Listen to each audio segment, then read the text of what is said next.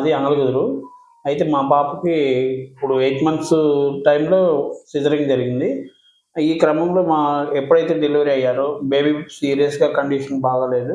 బాగోని క్రమంలో ఊపిరితిత్తులు అట్లా విచ్చుకోలేదు. పాప శ్వాస తీసుకోవడం కూడా ఇబ్బందిగా ఉంది. ఇబ్బంది ఉన్న క్రమంలో ఇట్లా మనుషుల్ని అడగటం వల్ల పలానా హాస్పిటల్‌కి తీసుకెళ్ళమన్నారు. ఏ హాస్పిటల్ అండి అంటే న్యూ లైఫ్ చిల్డ్రన్ హాస్పిటల్ చెప్పారండి. అయితే తీసుకున్న క్రమంలో రాంగానే మేడం గారు మంచి రెస్పాన్సిబిలిటీ తీసుకున్నారు. వెంటిలేటర్ పెడతాం గానీ ఇట్లా జరిగింది. ఎప్పటికప్పుడు మంచి రెస్పాన్సిబిలిటీ తీసుకొని ప్రతిరోజు బేబీని చూడటం, మా మా మనవరాలు గారిని చూడటం జరుగుతుంది. లైఫ్ చిల్డ్రన్స్ హాస్పిటల్ కాపాడిన క్రమంలో మేమందరం హ్యాపీగా ఉన్నాం.